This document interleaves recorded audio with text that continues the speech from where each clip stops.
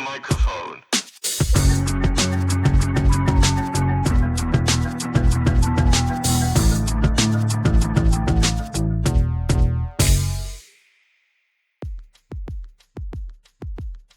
Well, he was never that funny, that Joey Ryan. He was never fucking funny, if I'm being 100% honest with you. Joey Ryan couldn't lace my goddamn boots! His whole Joey gimmick was Ryan that he couldn't used put dick. a condom on my penis. He couldn't put a condom on his own dick when he was doing ball plexes at PWG, you know? So it's just kind of like... Hey guys! The merchandise yesterday. Hi! Guess what? I'm back! Wyatt's alive? Wyatt, are you going to be buying a Nintendo Switch 2? Switch 2? Yeah. No, it's You are? $499. Fuck that. Really? Yeah, that's what I heard. I don't believe that. I don't believe that. I There's met a up with an old friend who's like a massive video game guy, and we were talking about it, and he no, I'm not buying one. I can't be fucked. Like, I don't blaze blaze with Nintendo Switch 1 games. You know what that tells me? That tells me you're not putting any effort into the new game. Look, until Nintendo has a slew of games for this fucking thing. Yeah. Like, I'm talking... What have we got so far? What have we got? Oh, what have we got? Tears of the Kingdom already came out. Mario Kart 9 looks like a new Mario Kart phone. Like, I could run that on my Game Boy Advance. Let's be honest. Metroid, it's coming out for the current Switch, so there's no reason to really get Exactly. That's fair. If Prime was coming out only for Switch 2... Why are we talking about this? What the fuck else is coming out? There's no other big games on the Nintendo Switch that are coming out. You mean another one? Well, I mean, yeah, again, if Mario Kart's being made, Smash is probably... Wow, Mario Kart. I will tell you what. I'll get to Smash. You know, so Super Mario Wonder, you can play levels and then you can see other people running around. Yes. Oh, yeah. They should do that with Odyssey. They should make Odyssey 2, and there's a bunch of Marios fucking running around. Odyssey And they 2. should call it Odyssey Jones. Welcome back to the Good the Bad, and the Ugly, folks. Like I said, I'm finally back from dying. The surgery was a success. My lungs are full capacity now. My lungs are filling with ash! With ass. My lungs have blood circulating through the veins! It's become sentient! I want to shout out to good old Sam from Sweet Chinwag for filling Thank in you, last Sam. week. Even though it was a less than stellar episode. I'm calling you out. First of all, fuck you. Second of all, I'm calling you out. What did your really nice friend say to you the other day that you mentioned to me? Oh yeah, and Sam, who was also in the call. She'll be listening to this, by the way. Unfortunately. Yeah, well, look, respectfully, fuck you. Yeah, fuck you. Okay, blank. like, yeah, fuck it. I don't know this story. I don't know this story. Wyatt said one of his friends. Okay, no, I'll say this because. Okay. No. All right. So I was told by a good friend of mine who is a weekly listener to this pod. Why? She said to me. They said. I've already ruined it. Never mind. She said that, hey, you were on this podcast and it was the worst episode ever. I was like, cool. I'll let the Sam episode know with that. Sam apparently was the worst episode we've ever had. Hey, no. It was not his fault. It was simply that I wasn't. I want you to force your friend to go listen to episode 5. Well, that sucked. Yeah. How about you go listen to that? And then you could come tell me that Sam the VA1's episode sucked. That was the worst one, definitely. Clearly. Yeah, what are you talking about? Well, to be fair, I don't think she started listening until like halfway through. Good. Very good. So she started listening to when we started being good on the show. We got good. Welcome to Good, the Bad, and Welcome to the Bruv, episode 42. 42 guys. 44. Wyatt Payton. Yes, I'm 42 years old. I actually just celebrated my 42nd birthday. Ric Flair, you old fuck. It was Wyatt's birthday last week as of recording. Oh, true. Finally we did a pod, man. One step closer to death. Yeah. 27. It's okay, man. Oh, Look, 27 club guys. Kurt Cobain, maybe. There you go. Yeah. Hey. Hold up, wait. Guys, I guess that's it. No. the dude putting the hand on the shoulder meme, like, Yeah, the fucking. If anyone listens and they know that clip, why do we find it? It's horrible. It is not a. It is a. It's not funny. Repulsive, upsetting, horrific clip that It's a should not horrible have clip. ever happened. And I won't give any context for I it. don't think Simon even knows what we're talking. Okay, you know, no. Wyatt's told me about Okay. it. Okay, so Ronnie McNutt. I don't know if that was his actual name. Blew his brains out on No, Facebook. I'm not That's doing all I gotta this. I say. don't want a running section of part of the pod. I'm not part of this. Actually, okay, I will say. Oh my God Almighty! Something that is objectively funny about that is the comments of just going, no. Just The comments are like, I oh, can't believe you do That's a that. shame. Crying face emoji. That's a Like shame. Tear emoji. OMG. This is Yeah, so that's a sad. shame. Oh. Yeah. What are we talking about on the show, anyway. by the way? Did we change the structure? Yeah, Is this- let's make this happen. I'm wearing a Kirby hat, and you're immediately starting about Ronnie McNutt. Yeah. Look, we're having a It's good like time. We- What? Quick. So What's similar up? to Ryan McNutt, there was one night a few years ago where all of us were on Discord. We- And for some reason, I don't know if it was Wyatt or if it was I someone know else this who story. triggered this. We decided, let's watch the clip from the infamous clip from the Twilight Zone movie being filmed, where a literal child was not No, not a little child. Two children two and a children man were were all decapitated by a helicopter because John Landis said, this is a good idea. Let's violate every child labor law in the books, and let's just completely just run this scene. No wires, no safety equipment.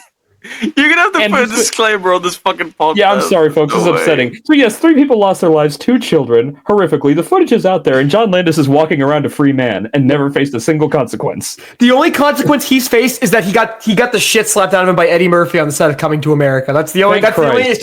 Yeah, that's the only time he's actually faced any consequences for anything. he's And fucking guess done. what? And guess what, guys? The bloodline doesn't stop there because Max Landis is not as bad, but probably almost. He's getting there. He's pretty bad. He's a not like creep. murder He's bad. a fucking creep. I'll tell you that much. Oh yeah, he's a murder bad. But you know what? He did Chronicles, so I'll give him that. He wrote it. Didn't direct it, but he wrote it. Anyway, gonna write that Power Rangers movie. Which Oyo. is, Anyway, sorry about the Fucking death, hell. everyone. We don't condone death. We don't condone death. We don't Yeah. condone it. if you die, you're fucking stupid. you're an fucking asshole. stupid. You're a piece of shit. Canceled. You're dying. How do you think we felt when the Queen died? Like, what a bitch. You know what I mean? Yeah, what a whore. What a raging bitch. Wait, she isn't dead. Shy as It the is rock. St. Patty's Day at the time of recording this, by the way, so I'm not wearing an ounce of green except for Oh yeah, it's St. Paddy's Day. The day we're recording the podcast. So Yes. Who the you hell have are to talk ya? with an Irish accent. Simon, can you give us your best Irish? We told you to be fucking Irish, not I'm Beavis and Fitz Butthead. Finley, and I love to fight. You look like the guy from Basket Case. Stop the bit. Guys, you can follow us on Spotify, YouTube, Twitter. There's our ats. Follow us individually. We'll post every now and then. Do your thing. We're also, like I said, on a few other websites, including the ever so wonderful Patreon. Which, by the We way, finally have something new for the Patreon. finally, I'm going to announce it after now years. because we spent years talking about it. It feels like years talking about it. We have a new dub coming out that I'm working very hard on. It's Spider-Man 2. You'll see it very soon. It's going to be... I need to make this clear because we need to make it clear every time. The Patreon dubs are free. All you have to do is follow with the Patreon and you get access to all the dubs completely free. The only reason they're not on YouTube is because of copyright laws. So there you go. Please go and follow the Patreon. We worked It very is hard a on this lot dub. better than our recent. Not, I don't mean a lot better because we've done some great dubs before, but I will say structurally and with the new formula that we have for this, I think we're fucking. It makes me excited for in a future really dubs. good position now. Yeah, exactly. Yeah. Just be prepared, folks, because the first 2/3 is a great, engaging narrative through line, and then it just goes completely off the fucking rails at the very end. Just totally broken. Whatever works, man. I tried my ass yeah. off to try to make some semblance of a story, but neither of these fucks wanted anything. Trees! That's the joke. I don't understand the tree thing still. I don't understand it. Where did this come from? So because in the first dub, we made jokes about the trees. So it wasn't the spiders that gave him powers. It was the trees in the lab that gave him powers. That was part of the joke. But there's nothing about him that's a tree. No, but that's the joke, is that he's obviously Spider-Man, but he keeps thinking he has tree powers. That's the whole point. I know what I'm saying. This character needs an arc after this. All right. He's gonna come out and go, I am not a tree. I am not a spider. I am a human being. I'm gonna go talk to Noah. No escape. He had an arc. Who? What? Noah's Ark. Survival Evolved on Steam for $6. Noah, starring directed by Darren Aronofsky, not starring. Can we have a segment where we just talk about the Bible? So I actually got. Can we all bring a chapter from the Bible? Today I'm burning bush. Oh my god, that's the next dub! A stubbing Bible verses. That's the next dub. Oh my god, we have to do that. We will lose all of our viewers. We are not doing religious texts or anything. We are never doing that. What if I did it in a funny voice?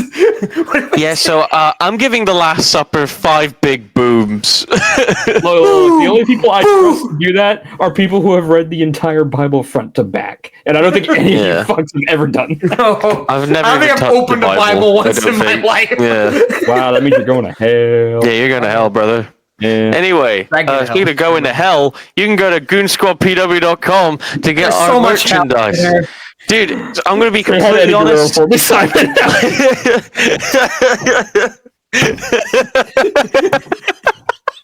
Plug in the merch, boys.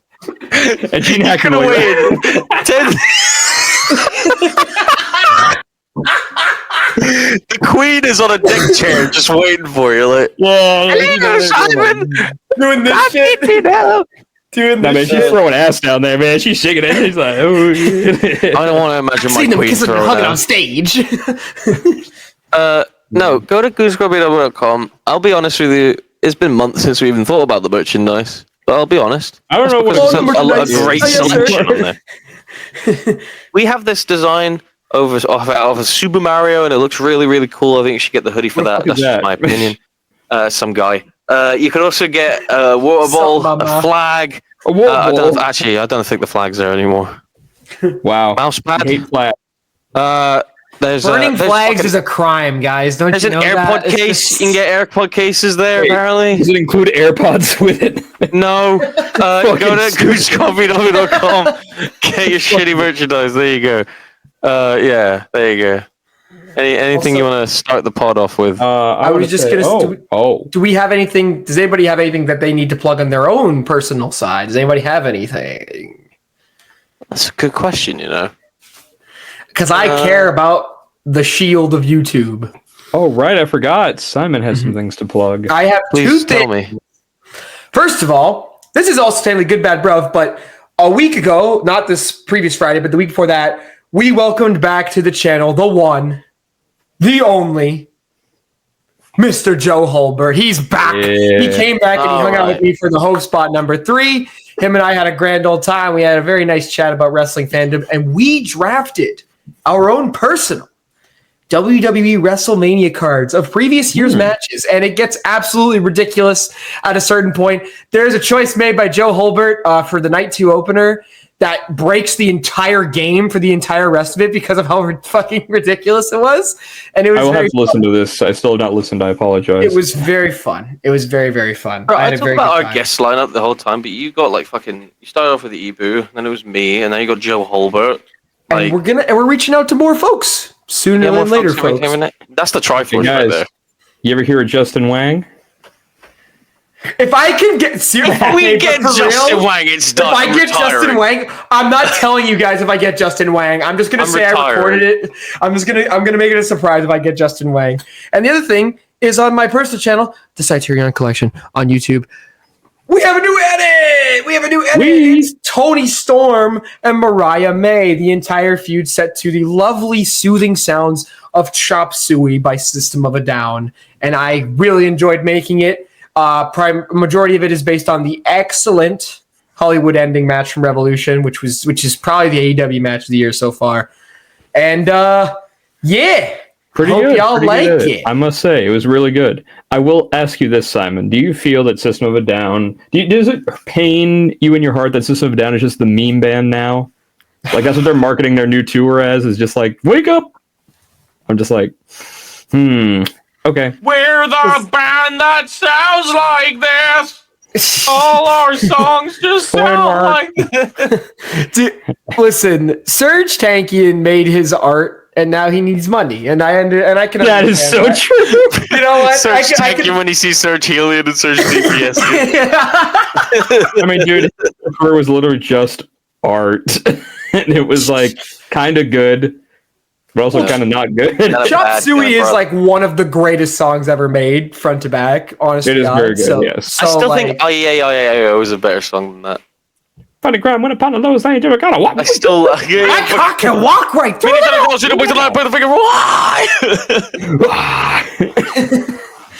my God! Serge Tankian when he's on a roller coaster, he's really scared.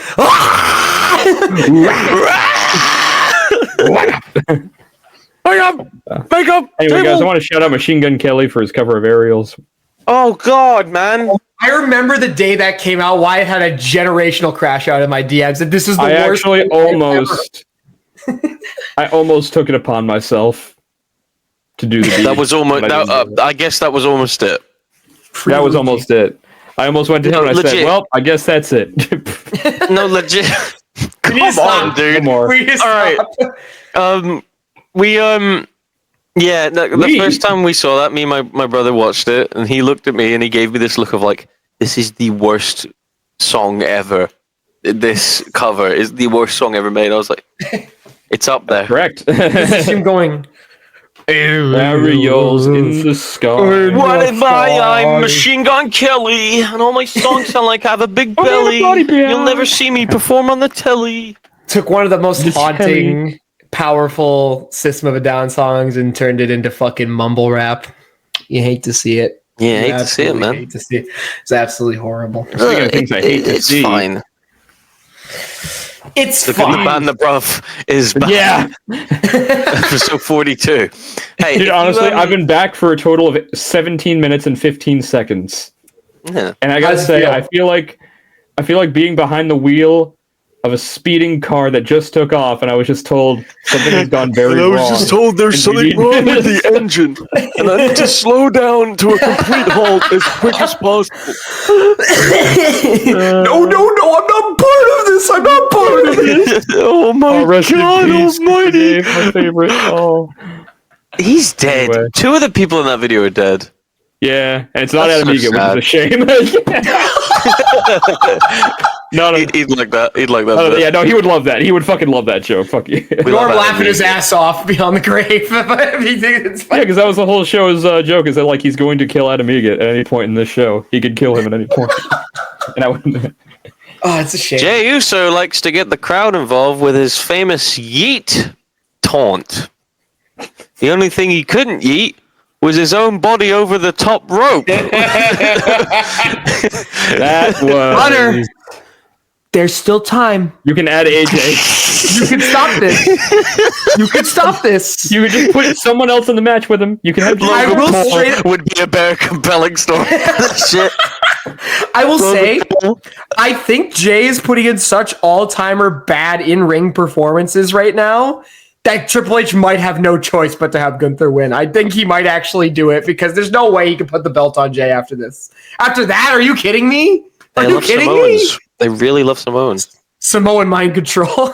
Legit, it's the woke mind virus of WWE. Yeah, man. It is really... You are Samoan, you rule the world. It is really funny, the complete disconnect between WWE Brother, if Umaga was alive today, he'd have every title, even the women's titles. But he deserves it because Umaga's one of the most underrated wrestlers to have ever lived. He's fucking I didn't awesome. say he wasn't a bad wrestler. I'm just saying, That's fair. Yeah, you can take your fucking Canadian destroyers and shove them up your ass. Fucking Umaga's hitting the Samoan spike and you're dead now. Anger. Umaga. What's that? Umaga Harris. Have you guys ever seen the clip of Umaga beating the shit out of Steve-O when the Jackass Crew cameos on Raw? Yeah, I remember that. It's incredible. Dude, Steve-O and fucking, I can't remember who else, they do like this tag team move where Steve-O like flips onto his hands, the other guy grabs him with legs and just flings him at Umaga, and Umaga just smacks him out of the air. God, I think was the 2000s the last good period for wrestling? Except for now? Well, I mean in terms of just like pure wrestling, like when wrestling was considered punk rock. Like in ring. Like, I'm just thinking about the indie scene in the 2000s, like ROH and shit. I'm just like, man, I feel like shit was better. That's just me. Yes, the aesthetic of classic when you certainly, PWG is like when you certainly think about ROH, PWG, like in the 2000s specifically, like like 2007, late 2000s, I think PWG was on top. I feel they like had guys like Keith Lee, the wrestling scene Sami was the Zayn, ultimate form of punk rock. Kevin Owens. Y'all ever watch? Y'all ever see Bryan Danielson and Chris Hero in Sans Gutierrez? There's that one match that Bryan had against Kenny Omega in ROH, and it is the best discus forearm of all time. Thumb it literally looks like he died. Thumb war. God damn. Hey, I'd love to be inside of a ring. You know who else is going to be in a ring? Or has already been in a ring and is going to premiere very soon? The good folks over at TBD. Yes, that's TBD, true. baby. Absolutely TBD, they had their first show, and apparently it went incredibly well. So good for them. I'll be honest. I've been given some scoops. I won't spoil anything, but I have seen some of the things they've been working on and how the show went, and I'm very proud. Would you run down the match card for us, Donut? The entire match card? Would you run it down for us? The entire brother, I don't. Do your best Excalibur. Do your best Excalibur right now. Do your best Excalibur. Yeah. Go. You gotta go. Well, let me go look at the card first. Well, just the main event. Okay, the event was Bojack and BK Westbrook. We put on. Good shit. Man. That's good Bojack. shit right there. My goodness. Yeah. By the way, shouts out to Bojack, Tyler, and Phoenix Nitro, who are big old adults heading this shit up, baby. It's really important that you go and support them because they've done an incredible job. We've had everyone on the show except for Phoenix. Where he'll be next. Buddy? One day we'll get him on. Well, one day we'll get him on. Nah, also, shouts out Tenshi. Tenshi, the new. our boy. What's the title belt he won? I feel really bad. I forgot what it is. I'm sorry. BCW. It's a very specific name. Fuck. Yeah, it's a really. It's like doesn't know. We are so Crystal sorry. Coast Oceanic Champion. Yeah, good shit. What does that mean? What does that mean? You're the champion. It means he's champion. My boy has a title. That's all I care about. Of the Rise Atlantic! Tell him to bring out the whole ocean. The whole ocean. We go. You see that video of DJ Khaled where that era of it's like I think it was COVID. There's that era where Khaled was posting TikToks like every day, and one of my favorite ones is like. His chef comes out and gives him the tray. He's like, "Here's your dinner, sir." And he goes, "What is this?" "This is a roast beef." "And what is this?" "And what's this?" "Oh, that's a bottle of water, sir." Tell him to bring out the whole ocean.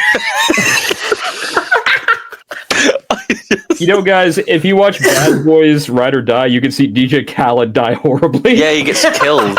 He gets fucking burned alive, I'm pretty sure. There's one where he skids the golf cart and he goes, "Life is Roblox." When's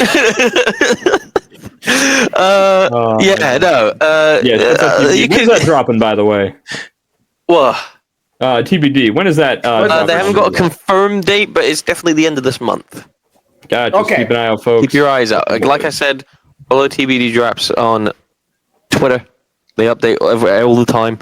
Been a really good show. I'm very proud of the boys for what they've accomplished. Right. Also, Simon's room has been whitewashed. We did. Speaking of whitewashed, this was revealed last week. Actually, I missed one episode. Everything changes. Cool. Unreal.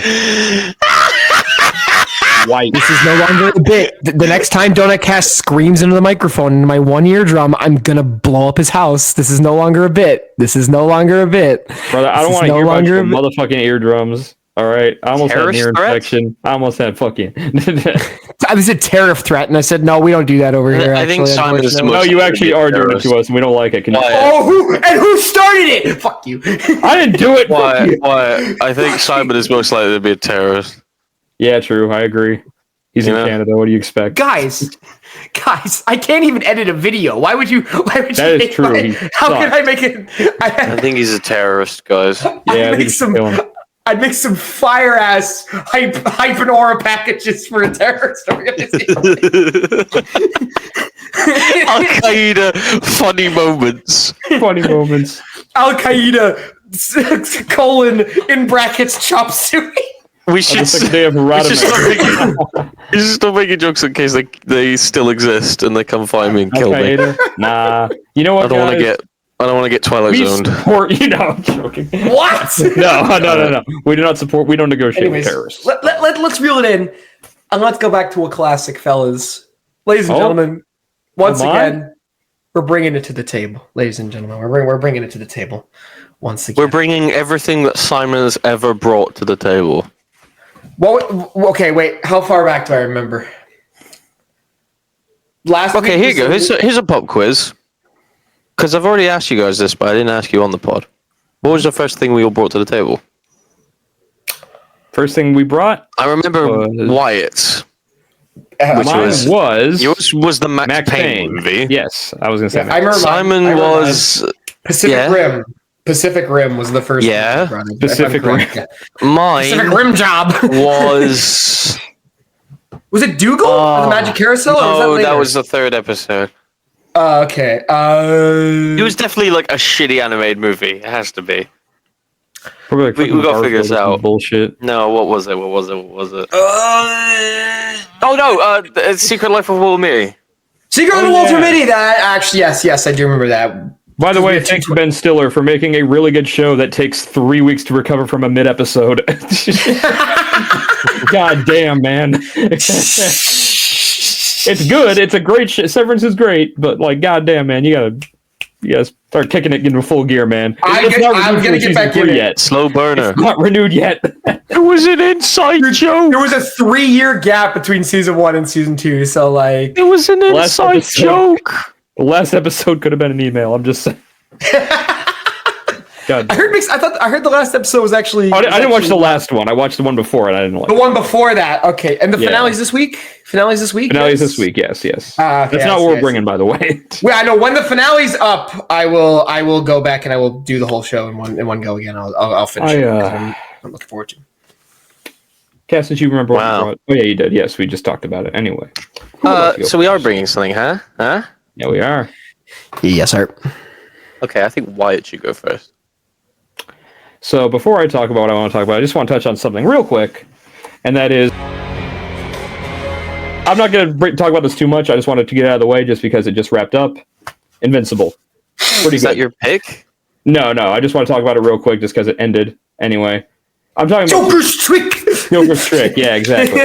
No, it's pretty good. That's all I got to say. Better than the last season for sure. The extra movie stuff fucking sucks. The finale of this was way better than the last. Look, I'll be honest. I haven't been able to fucking watch anything Invincible since season 1. So yeah, I don't blame you. It's a very oddly paced show. It wasn't burnout or anything. It's like I'm trying to balance watching shit and also doing shit. Like that was an era where I was like, doing shit with the Goon Squad and shit. I just had no time to watch anything. So what really fucked that show over was the release format for season 2 with the 4 episodes weekly, and then like the 4-month gap, and then the last 4. Yeah, they got it much more right this time with the way they dropped season 3. They got it much more better. Correct. Very oddly paced because every episode is like something crazy happens, and then they set something up for the next season. And it's just like, okay, what the fuck ever, whatever. It feels like they're throwing shit at the wall. I mean, the comics kind of like that too, apparently. So, I mean, that's just probably how it is. Yeah, that's Stephen what Young, comics are. Like, it's a different random thing every single week. That's what you bought comics for. So, exactly. I guess, them playing blind darts really isn't that much of an issue. But I do just want to say Stephen Young is fantastic in the season. He's always amazing. The Invincible War episode is amazing because he plays a very different Invincible because spoiler alert, there's an episode where there's a bunch of Invincibles, and he fucking nails it, man. Every single one is its own distinct vocal pattern. distinct delivery, amazing stuff. I'm sorry, but like we gotta stop with the multiverse stuff. I know, I agree. Again, It's Invincible everywhere. But I agree. Invincible did it first, though, in the comic. Like they did it ages ago. Everywhere. So I let it go. Thankfully, we're moving away from that. Dude, the new Shrek is a multiverse movie. Like, it's gotta stop, man. I can't be bothered. I'm not a fan either anymore. It's just so shit. Victor Von Stark, fellas. Are you guys ready? Are you guys ready for Shut Victor up. Von We're not talking about that anymore. We already did that video. We don't need to go back to that. I'm not doing this anymore. Wait, actually, No, I can't do it no more. I can't do no more. I can't do no more. Anyway. No, not again. Oh, it's like funny. Punk sitting cross-legged. It's the same fucking thing.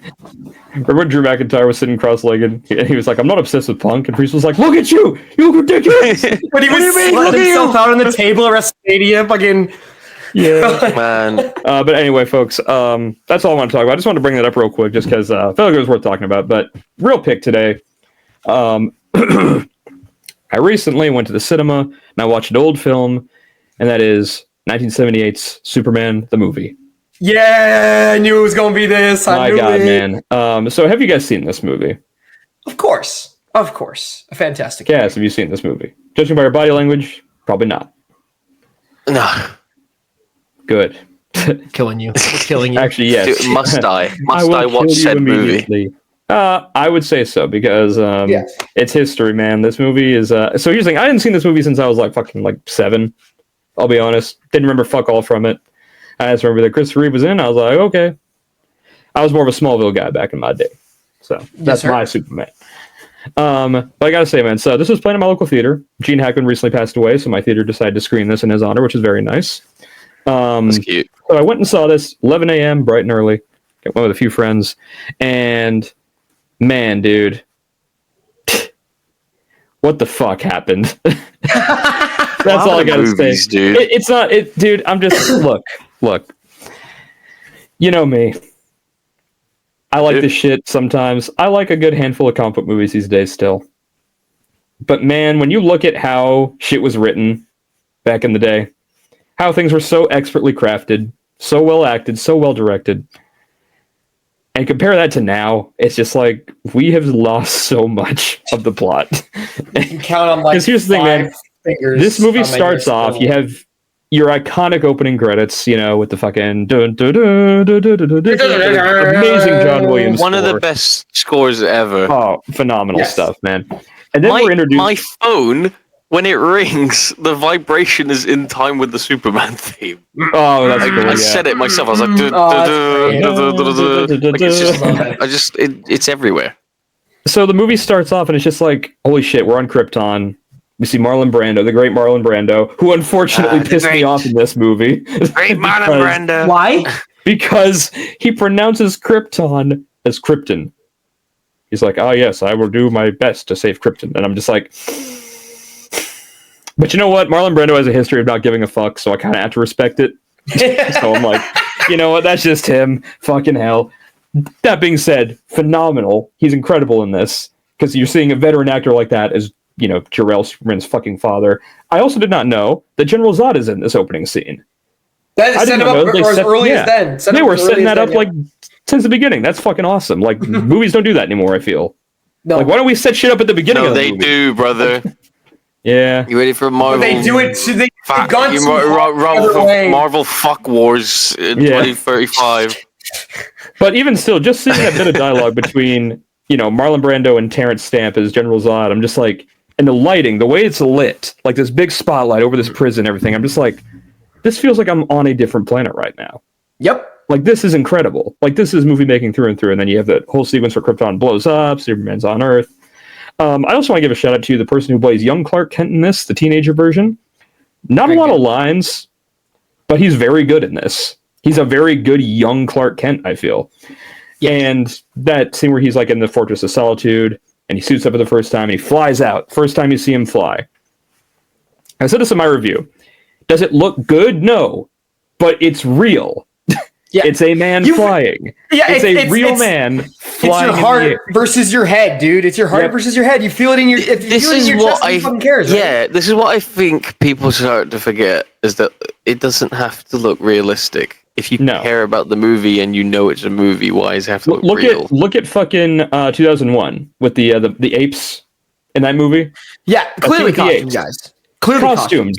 Yeah. But they're real. Like, they're in the space.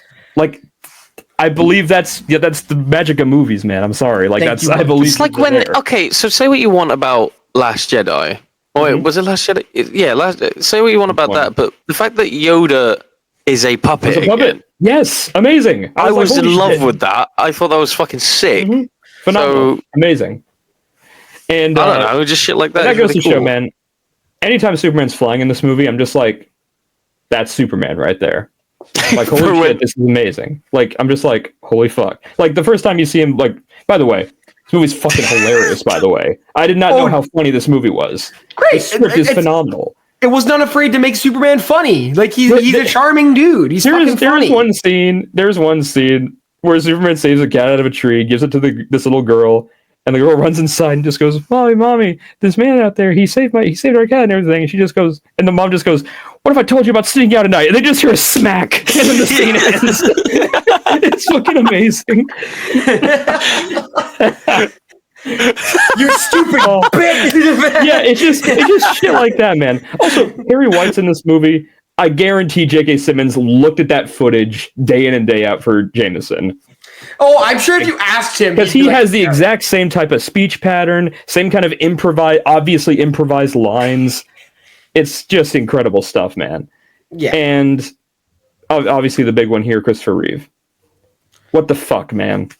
This guy was real. Superman was a real guy. What the fuck, dude?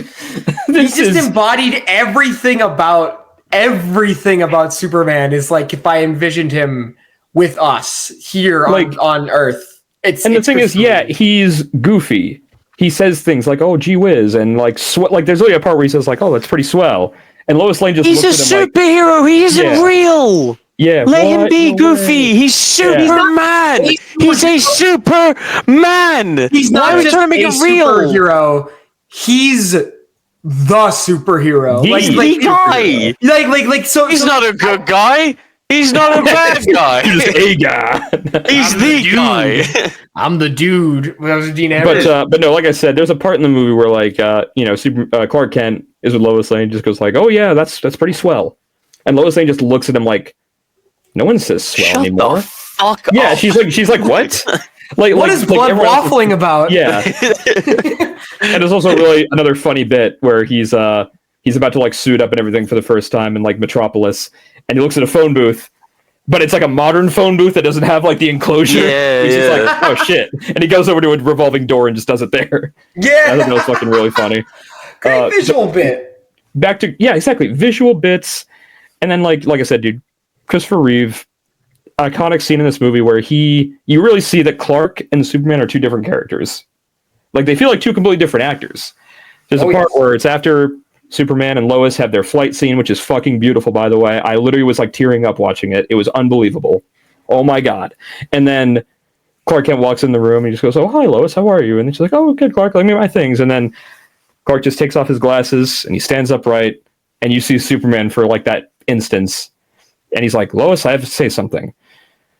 And he puts the glasses back on, he chickens out, and he's like, I think we should go now. And then it's just like, oh my god, dude, this is fucking incredible. Like, what the perfect acting, perfect. You know what? Not Superman the first one, but it's been posted a few times. Superman 2, when she confronts him on being Superman, and she's talking about like, if you fall over, you're just gonna have to get up, and he does, and he makes the switch immediately into the posture. He takes the glasses off. It's amazing. It's amazing, dude. And then we have Gene Hackman in this movie as Lex Luthor.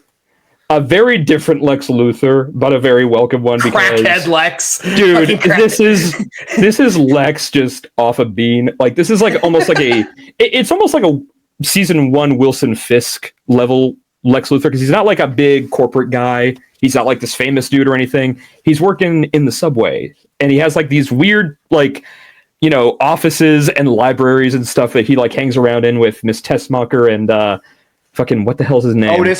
Otis, yes. Otis. That's another funny joke. Oh yeah, Superman, yeah. Dude, he's incredible in this, man. Gene Hackman, his comedic timing is just phenomenal in this, dude. There is like you said, his plan to basically just completely blow up the San Andreas fault line and just make it Lexville or some shit. I'm like, this is incredible. Like, this is phenomenal. Planktopolis. Yeah. It's incredible.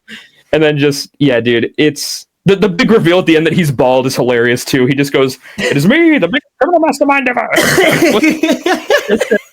It's so fucking stupid on paper, but it works in this movie. Because obviously it's the first Superman movie and everything.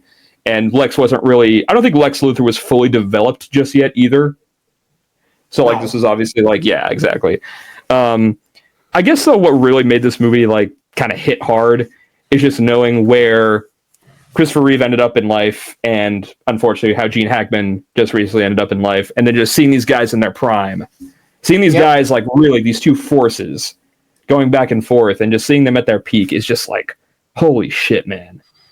Like, this is incredible. Like, this is, like, everyone should see this movie. Like, this is, like, required viewing for No, like, it's one of those ones where it's like Star Wars, it's like Indiana Jones, it's like, you kind like, I'm not saying you don't like movies if you don't watch it, but you're doing yourself a disservice, not as a movie fan, but just as a person by not at least experiencing a piece of history right there. Like, yep. The tagline, "You will believe a man can fly." I believed it, man. I believed that man was flying. Why do you, dude? Paved the way for all the good. Why is like delusional walking out of the theater? That was Superman. He was real. I just saw it the other night. It was real. Real. Yeah, all right, buddy. Tell it to the judge. Tell it to the judge, Crab. Margot Kidder as Lois Lane is fantastic. She embodies Lois Lane through and through. Wisecracking, very. I wouldn't say tomboy-esque, but just kind of like a no-nonsense type, almost. You doing the dishes, Clark? Yes, honey. Yes, honey. Yeah. Oh my God! There's a part where she starts. She lights up a cigarette because she just saw Superman on her rooftop, and he just goes, "You shouldn't smoke those. You know why?" She goes, "Lung cancer," and he uses his X-ray vision to look at her lungs, and he goes, "Nah, you're fine." I'm just like, that's so like, sweet and adorable. Like, there's just something about that that's just so amazing, and yeah. It's a hell of a time, man. It is. If you can see it in the theater, man, do that, because it's awesome. I always say, if you get the chance to see a stellar movie from the 70s or 80s in the cinema, please go do it. That's one more thing too. Completely different. Why the fuck? Specifically in the late 70s, why did movies look fucking amazing? Like, dude, this was like coming off Star Wars. This was coming off of fucking. Well, dude, even like The Godfather. Like, if you look at The Godfather, like Part 1 or Part 2 or whatever, you look at that, you're just like, this was made in the 70s. What the fuck? Yep. You look the opening shot of The Godfather when it's just I can't remember the character's name. The guy talking to Corleone, and it's like it's like just the eyes, and you just see, like, because it's like the light coming from the blinds, and it's just him going on and on about being an American and the immigrant dream and all that stuff. It's like. This is the kind of shit I would see now, but like it's timeless. It's just, I feel like the ultimate problem with this movie, and I've said this before a lot, is how superhero movies are written nowadays. They're not allowed to embrace the comic book, the comic bookiness. They're not allowed to take shit seriously, even though it's goofy. This movie's goofy as fuck. It's funny, but you take it fucking seriously. When Lois dies at the end and he flies around the earth, it's dude, like, you feel that shit. His fucking scream that he lets out is chilling. Yep. Like when he's like, "Oh fuck, she's fucking dead," and he fucking just zooms all the way up into space, and he has no idea what to do, and he just goes, "Fuck it," reverses the rotation. Stupid as fuck, but guess what? I didn't care because I was like, "Yes, Superman, go! Fuck yeah, go Superman!" He's Superman. He's not real. He's Superman. Exactly. He's a man that is super. Let him punch the moon. Yeah. I don't care. Do whatever you want. Fuck the rainbow. By the way, fuck really the fucking funny. Really fucking funny watching the credits for this, and it literally just says Superman 2 next year. I'm just like, damn, we were doing this shit all the way back then. Dude, Back to the Future 3 does the same. Back to the Future 2 does the same thing at the end of Back to the Future 3. They play a trailer for Back to the Future 3 at the very end of the movie. Now, man, we're too focused on. Oh yeah, man, I love Back to the Future, man. Man, fuck Back to the Future. Anyway, guys, no, I'm sorry. I like Back to the Future. I'll kill you. Anyway, guys. Hey, look, I'll still die on that hill that the third one is the best one. You think? Yeah. But yeah, no, like I said, guys, Superman 1970. Superman the movie, sorry, that's the full title. Superman the movie. Because I gotta say too, man, sorry. I'm sorry, James Gunn, but you got a fucking uphill battle here, buddy. See, that's why you got I've been a fucking nicer. Uphill battle here, man. Because that you talked about how it doesn't matter like how it looks, it's how it makes you feel. There was something in that trailer for Superman where I was like, I do feel this in my gut. I think it's a good trailer, but I'm just thinking like. That's like the scenes of him flying. No. I'm just like, it's just a big. This movie is perfect for Superman. This old one that Wise just brought, because it's classic. It has so much charm and heart to it. It is literally just the perfect. You're watching someone who is larger than life save the world. Yep. This new one, the visuals and shit just give off like... It's just being made to start a universe. That's the main problem with it. That's why I hate these types of fucking Well, no, it's just I said it before. James Gunn works with oddball characters. I'm scared that he has Superman. I'm not saying it's going to be a bad movie. I'm not saying that at all. I think it'll be very good, actually. But it's not going to be... I know the movie's going to be good. All right? I know it's going to be good. I get that. I'm just upset that I'm just scared. That's all it is. I think it's going to have the exact same reception as Man of Steel. The exact same reception. No, Man of Steel was like a radical left direction for Superman, though. It was such a. Well, I'm not saying so much the direction of it, but I'm saying the reaction from people. I just hope that the film has the charm that you've just described. Like, exactly. That's the thing. egads and shit like that. Like, I want that. Yeah, everything with Crypto in that trailer was like exactly. I'm glad that Crypto's in it. That's cool. Yeah. Like I was going to bring this up too. The thing that adds to like that charm in that Superman movie is the fact of like the time period. It's like almost like kind of like Keaton's Batman, a mix of time periods. It doesn't look like it's in the 70s necessarily. It looks like because people are wearing fedoras, people are like have like the old school cameras. Yep. And then there's helicopters and stuff, and it's just like. I don't know, man. It's just I feel like movies need to stop trying to be modern.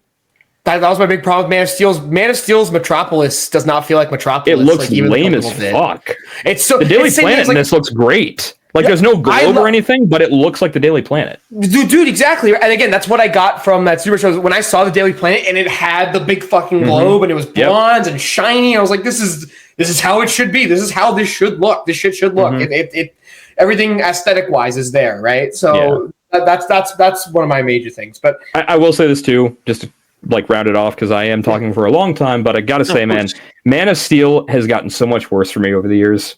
I loved it when it came out, but man, oh man, especially after watching. I've been trying to tell you, dude. I've been trying to tell you for years. That's why I'm glad we're talking about this when we're like matured and able to like think about this kind of shit. I think it's a good movie, but like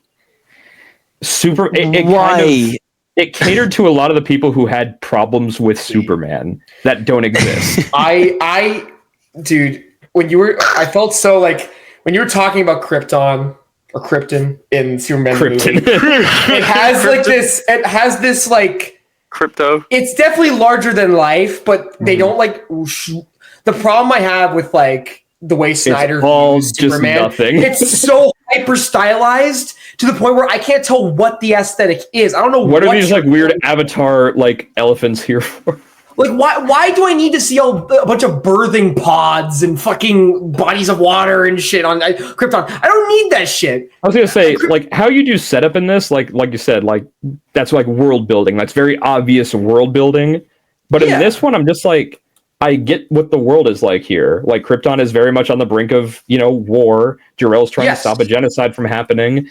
And, Zod's over here being held captive for, terrorist actions. Yeah, Jor-El. Like, I already get Jor-El. Jor-El. Don't worry, Superman. I'll help you. Jor-El. Don't worry, Superman. I'll help you. Oh, shouts out Jor-El. God I love you, Jor-El. I miss you every day. Every day.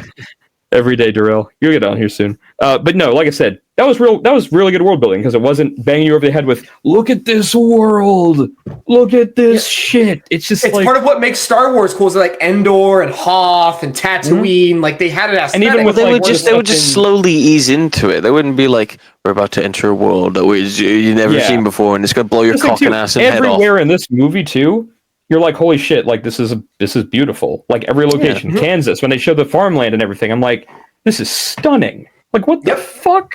And then like the ending when like the dam collapses and it looks like they actually just blew up a fucking dam. There's water everywhere. I'm like, holy shit! Like, did they do this for real? What the fuck? the beauty of miniatures, dude. What the fuck are we doing now? Real shit. What are we doing? Shit. God damn it. It'd be cheaper.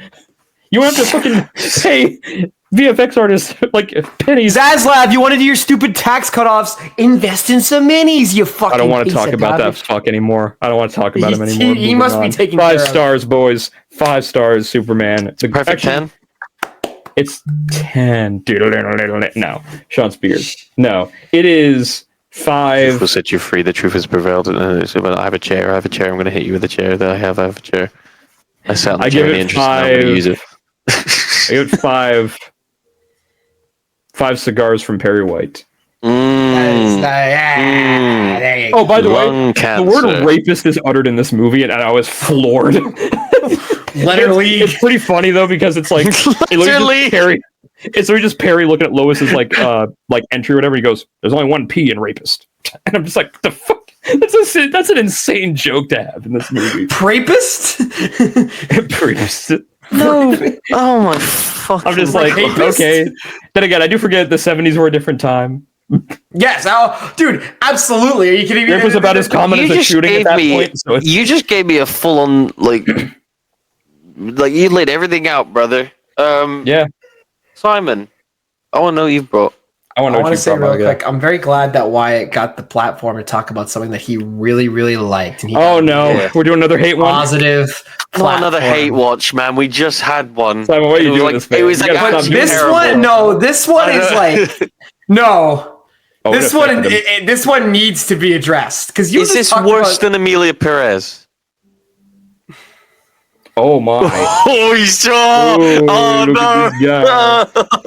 Here's what I'm gonna say. I'm scared. So Wyatt, I know what it is. Wyatt talked about all the beautiful things of filmmaking, right? You know, immersing in a world. You watch some truly great actors go to bat for each other in words, in acting, physical acting, all that stuff, right? You walk out believing that what was made with good intentions. It was made for people to enjoy themselves, to be entertained. Hey man, the streets of hell are paved with good intentions. Oh yes, always. But I have to ask at this point, folks, when the Russos pave the way, do they have good intentions? Because I look at not Jarhead, aka Cherry, then I look at not Born Identity, aka the Gray Man. And then I look at, no exaggeration here, not only is it the worst, it's the worst Netflix original movie ever made. Whoa. It's one of the there's worst. probably a lot worse ones out there. I don't know. Well, I'm talking the big one. Like the only one that I can think of that is as close is like Death Note. Like that's the only one I can look at. Not even Mark Hamill could save that shit. No. That was Willem Dafoe, you idiot. Willem Dafoe, yeah. Was it? Yeah, Willem Dafoe is Ryuk. Yeah. Oh man. I don't think Willem Dafoe or Mark Hamill could have saved. It's a black It's got chapters in it. I like how that's just the go-to Willem Dafoe impression.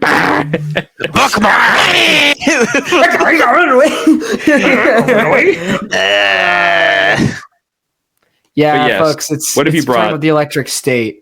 Ooh, let's go! Holy shit, man! Why does Ready Player One look like the Godfather in Hines? See, this is what I'm gonna say.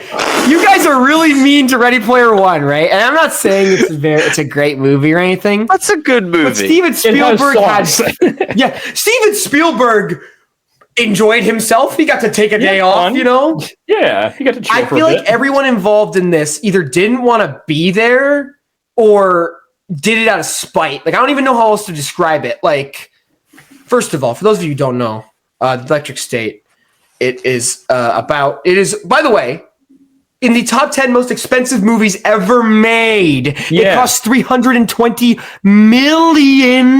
Where did this money go? Because this looks like nothing. Where did he come from? Where did he go? Where did all the fucking money go? Because you're looking at this shit and you're going, who on earth put this into account? 9 digits. This movie cost more than some people will make money in their entire lives. And this is the final product. It looks like a bad, great value sci-fi movie that I would catch on TV after SmackDown in fucking 2011. I'd be sleeping, and an episode of Haven is gonna play after this movie is over, bro. I'm serious. The Edge show. And he's catching strays for a good reason. So that's what matters at the end. So Electric State, it takes place in an alternate 1990s where it's implied. I just cringed so hard. Where you said a bunch 90s, of robots implied to be made by Walt Disney, actually straight up said to be made by Walt Disney in the movie, went rogue, started a war led by Mr. Peanut, played by Woody Harrelson, and then not Steve Jobs, Stanley Tucci created this thing called the Neurocaster, and it basically allowed. He should have been Steve Jobs. What the fuck? He would have been a great Steve Jobs. He would have been a great Steve Jobs. He's a great casting. What the fuck, Michael Fassbender? But he's literally just he's like, dude. There's so many clips of it, and you think The Boys is an unsubtle show. Boys is an unsubtle show. You see, like the way he talks, and he does. All he needed to say was, "Oh, and one more thing," and it would have been Steve Jobs. He literally just would have been Steve Jobs. He made these things called the Neurocasters, and the Neurocasters allowed humans to pilot drone bodies, and they win the war within weeks. And Mr. Peanut signs a peace treaty with Bill Clinton. What? Yeah. Oh, there's AI voice Bill Clinton. AI voice Bill Clinton and AI face Bill Clinton. At the very beginning. And using AI! Wait, they're making secret wars! Are you telling me there's a scene? Are you telling me there's not a single human being on planet Earth that can do an impression of Bill Clinton? All right. So Simon, you're telling me that there's a scene. Bill Clinton is out of the Oval Office. Watch it come off his pants from fucking from the business he was just doing in there. I did not have sexual relations with that peanut. He walks up to Mr. Peanut. He goes, "Oh, thank you, man. Oh, yeah, that's great. Oh, shit." Unfortunately, it's not that. It's not that funny because see, if that happened, the movie would be funny bad. At least there'd be a funny bad thing. This movie's too boring for that. Peanut. Dude, this is signing a peace treaty, and they want to take it seriously. Like, it's taking itself 100% seriously. So anyway, after that happens, it jumps forward a few years, and we have Michelle, played by one of the biggest wasted opportunities in young actors in history. Millie Bobby Brown. And she is sad because most of her family has perished. That is something that is from the book. I'd be sad if I was in this movie too. Yeah.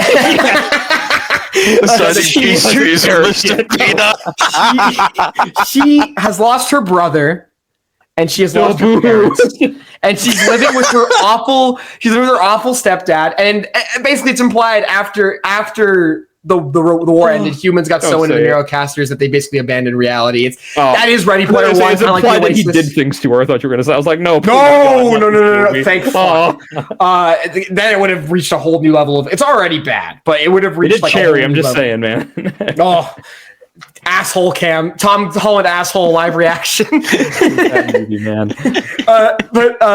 So it starts with that, and she gets approached by this robot, who is a robot of this maid character.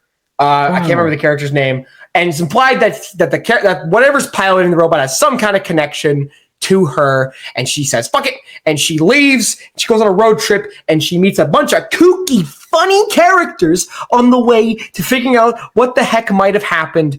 Something maybe involving her brother or her family or both. Wow, man! Ron Perlman playing Tony the Tiger. I will say that this to me sounds like a Don Bluth 90s film, and it sounds like it would have been way better.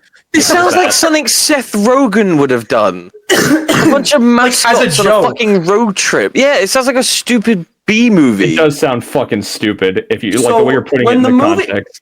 So when the movie starts, oh man, it's like it's not good. But I'm thinking to myself, okay, maybe I can give. I'm not going into this wanting to dislike it. I'm not going into this wanting to hate it. It's looked awful from every trailer. it does the little montage showing the war through all these fucking Which is tapes. a shame because the stuff that this is based off, it's based off a book, obviously. And also Yes. the art that it's based off of is fucking my favorite. I love that shit. Don't worry, Wyatt. Don't worry, Wyatt. We're gonna get there, okay? We're gonna get there. God damn it. When I was younger, I used to think those really cool edits where it would be like a dystopian forest, and then there was like a big robot Siren building. Head, No, not like just like Siren Head, but it was like designed after like a question block for Mario. There's like a companion cube, and it's like half in the floor that's and cool, shit. Man. I love that. It's cool. Giant Siren Head. That's the word. They've started selling plush Sonic heads, like dismembered heads, at my local fucking plush store, and I was like, I so want to fucking like staple it to my wall and fucking play darts with it. You want to nail him to the wall? Yeah, it's just his head. It's just the head. It's so funny. The Last Supper, once again. Man. So the movie goes, and it's like Millie Bobby Brown has this awfully generic dialogue that, you know, those reports about how people are like encouraging writers to make movies that explain everything very loudly and clearly in case the kids are on their phones. Captain America: Brave New World. You could tell that memo hit this movie hard because so much of it is, I am sad, and I do not like this. When my brother passed away in 2003, he said, like the real world. I have a disease called living in the real world. Have you ever heard of it? I do not like the neurocat. I get it because I don't like the I don't like the I don't like it. I don't like it. And it's awful. You see, when plot point A interrupted point B, plot point C was created. Therefore, plot point D getting and involved. Plot point D loops into the. Do you understand that plot point D is essential? That's what this movie is. And after she finds little robot dude, and they go on a journey. The movie's already bad, and it's already kind of boring. And then Chris Pratt enters the movie and delivers the worst performance of his entire career. This man.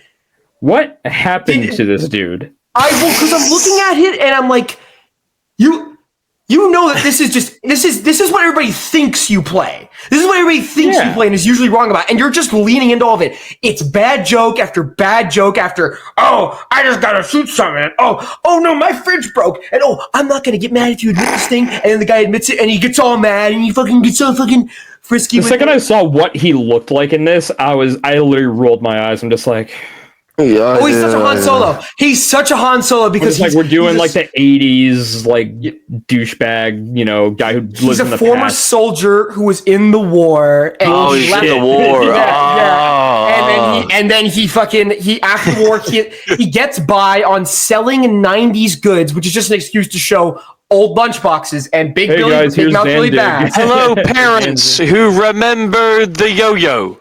Hey guys, do you like Take On Me? You like yo-yos? Oh, dude, there's no Take On Me, but there's a awful Don't Stop Believin' needle drop when they go into the final battle. That literally reminds me of not the final battle being Don't Stop Believin'. Oh no, dude! Sorry, I just want to say this real quick. Fuck Glee for making that song relevant. That is the most annoying song of all time. It is my least favorite song ever. I fucking hate that song. That's harsh. That's a little harsh. No, it's a good song, but it's been hellishly overplayed. Hellishly. That's fair. It's everywhere. Bohemian Rhapsody is a great song too, and that's but you can't tarnish Bohemian Rhapsody. That's 10 out of 10 song. It's like, well, yeah, it's objectively good, but it's just like it's not my favorite. Bohemian Rhapsody is worth bringing to the table. You know what I mean?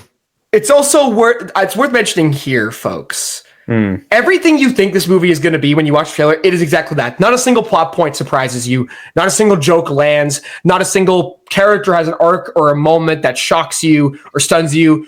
Everybody is just typecast in this. Millie Bobby Brown is typecast as the angry, bitchy teenage girl. She has nothing secret. Wow. I'll say this.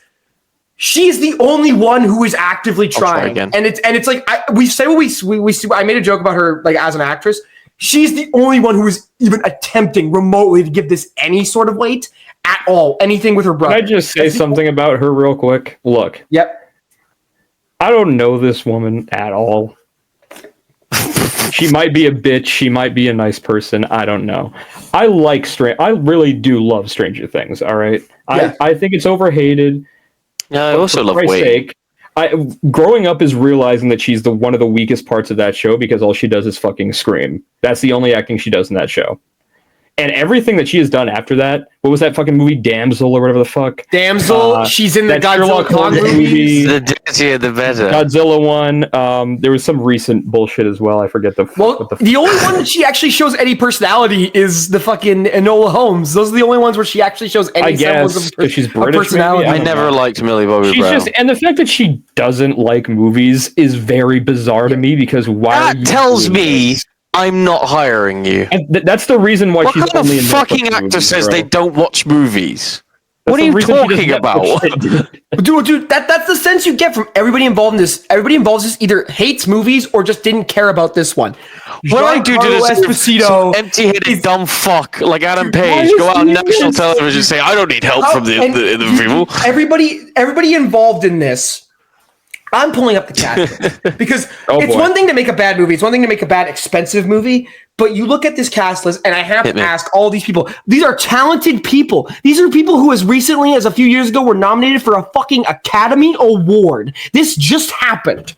Giancarlo Esposito plays one of the best TV characters of all time, by the way. With Gus Fring. Uncreative fucking studio heads watch that show and they go, "That's clearly what he's good at. So let's just do that again."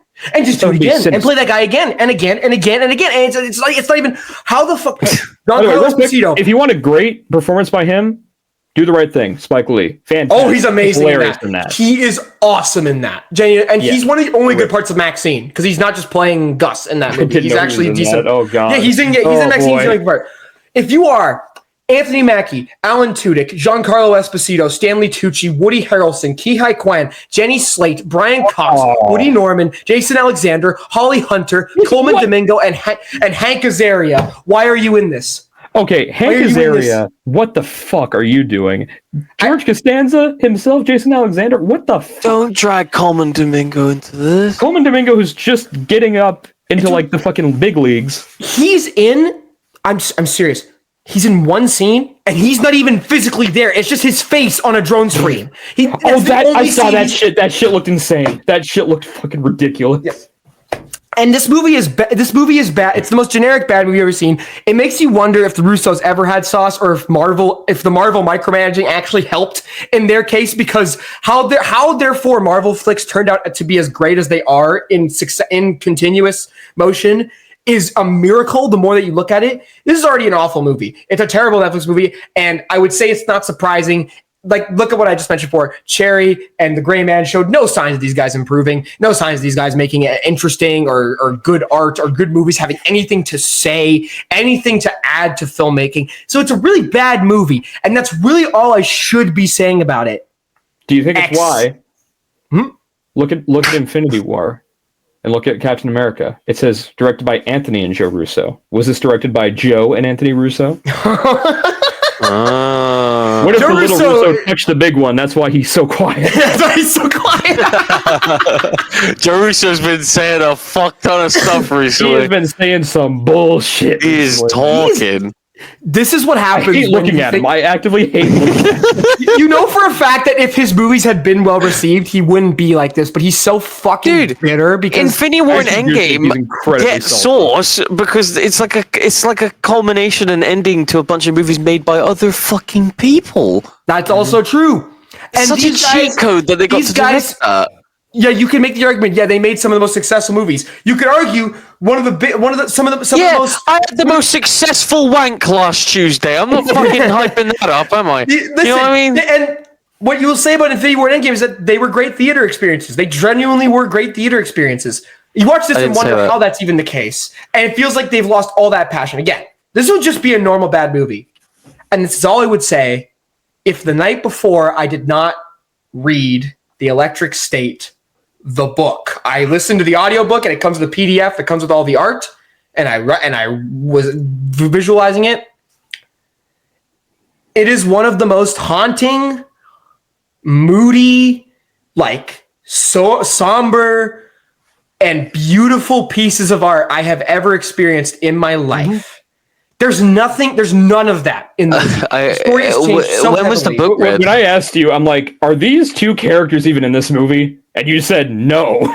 No, like Mr. Peanut. So I'll break it down again. I'm gonna break down the plot of the book for you real quick. Again, very similar. Michelle, this does take place in the alternate 90s where there is a war with robots. They're not fucking mascots. They're just a bunch of robots that exist in the world. There's a few brands mentioned, like in the pages, like you see, like there's like a McDonald's logo and there's like a Wells Fargo thing, but like they're not. It's not part of the movie. It's not part of the fucking of the book, right? And it's implied her brother, in the wake of how the Neurocasters altered people's body and brain chemistry in ways that I won't spoil. Her brother, that's why her brother is like this like super genius, is because he was altered genetically by it.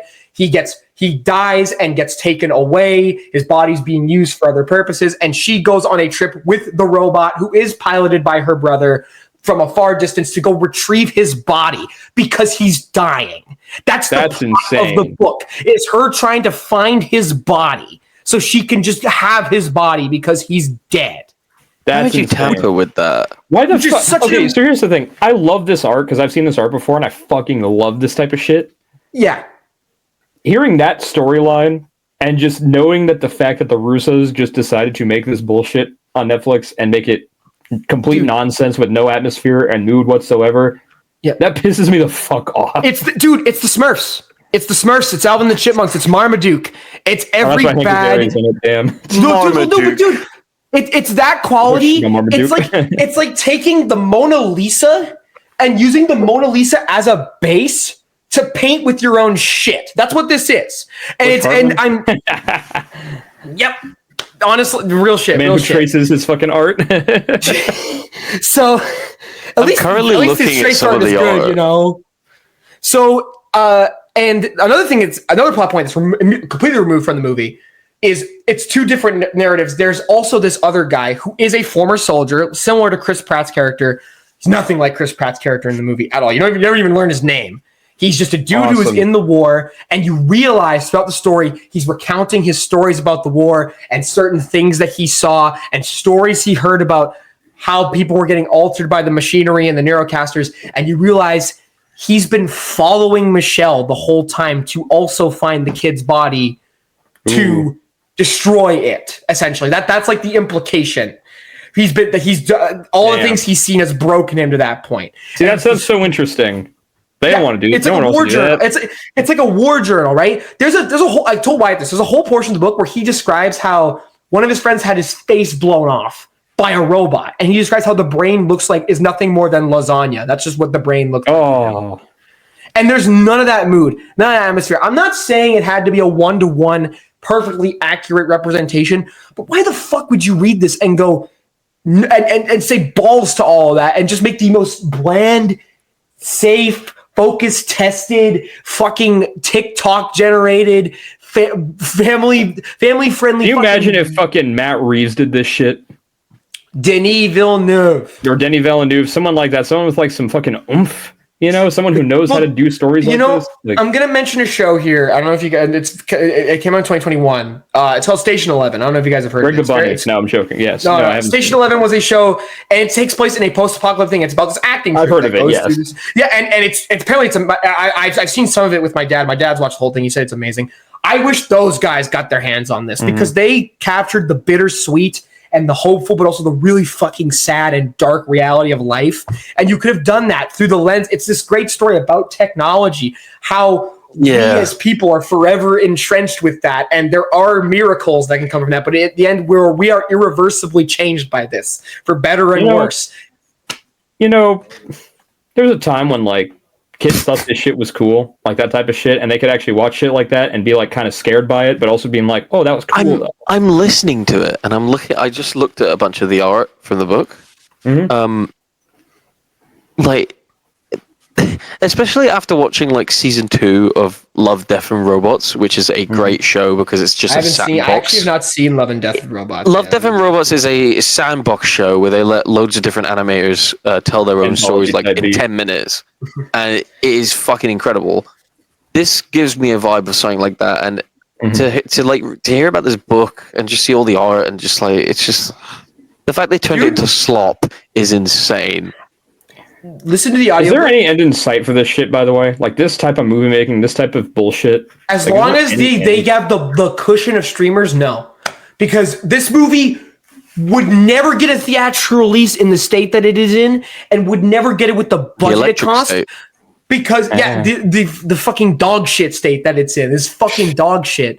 The only reason it's not going to fail miserably is because it's not in the theater. If this was in the theater, it would be such a loss for whatever company put this out that it wouldn't even be.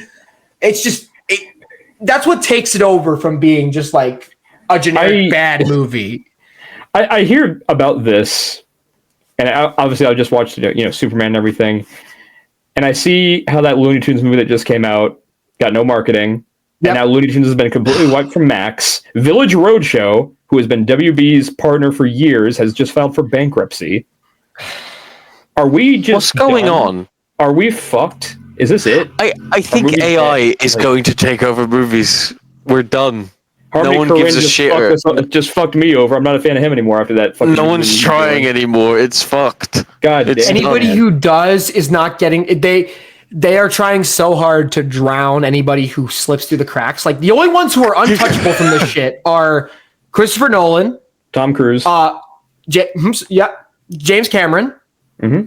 And Denny. I think they're the only Spielberg. ones that most horror movies. Spielberg as well. To be Yeah, Spielberg as well. Like, he's not the greats, you know. Spielberg. Like say what you want about films like Terrifier being just stupid, bad-hearted films or whatever, but at least they're like passionate about what they do. You know what I mean? But keep in mind, dude. Sorry, the Substance had so many awards up for it. You know what I mean? Like Substance was a fucking diamond in the fucking rough. John Waters. John Waters, one of the great directors, one of the greatest of all time. Yeah. Cannot get shit funded. Who else couldn't get shit funded before he died? David Lynch. They won't fund David Lynch, one of the greatest creative minds in the history of movie making and TV filmmaking. Mm-hmm. But this gets made. That's what takes it over. And not only does it get made, it gets made on a canvas that is genuinely a masterpiece. $320 million. $320 million spunked up the fucking wall because you can't bother to come up with a creative idea. It's one of the worst movies I've ever seen. I despise it. It's so much worse than just a shitty family movie. It must be like... it's genuinely you won't believe how angry it makes me until you read the book and then look at the movie.